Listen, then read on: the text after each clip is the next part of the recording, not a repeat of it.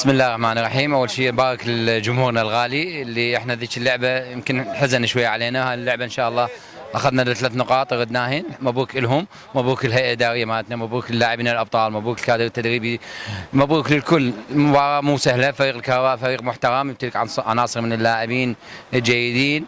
اخذنا الثلاث نقاط بمجهود عالي من اللاعبين. احنا فريقنا نعرف مباراه الجويه مباراه كان كبيره على اللاعبين، وما صار 3 ايام يعني تعرف الاستشفاء اكيد ياثر على اللاعبين. فالحمد لله والشكر اخذنا ثلاث نقاط. ويعني اكو اشكال شويه يعني بعض الحالات التحكيميه، اتمنى ان شاء الله احنا نكون خطأانين بها. يعني الثلاث نقاط كانت مهمه حصلنا عليها، هو كان هدفنا. ومبروك لكم ان شاء الله. مبروك. بسم الله الرحمن الرحيم.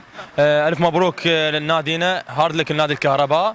طبعا فريق الكهرباء من الفرق الممتازة بالدوري، يملك كادر تدريبي على مستوى عالي، يملك لاعبين على مستوى عالي. الحمد لله والشكر قدرنا اليوم نحقق 3 نقاط.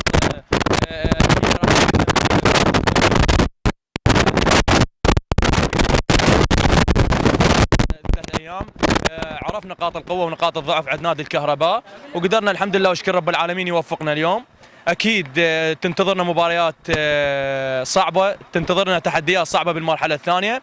المرحله الثانيه راح تكون مهمه لجميع الفرق، واكيد احنا نطمح انه نكون بالمربع. ان شاء الله فريقنا راح يظهر بصوره ايجابيه خلال المرحله الثانيه، والتوفيق من رب العالمين. شكرا لك. بسم الله الرحمن الرحيم.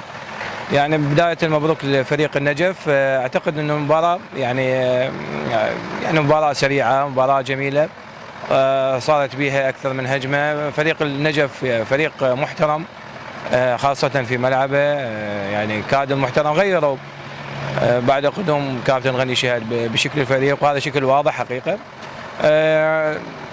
الشوط الاول يعني عندهم لاعبين انه خاصة على الاطراف حلول فردية. الشوط الثاني كان اغلب اوقات المباراه انه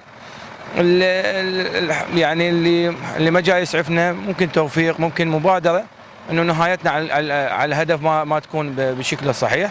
هاي الحمد لله الولد ادوا ما عليهم. علينا انه تقريبا المرحله انتهت، بقات مباراه امانه بغداد.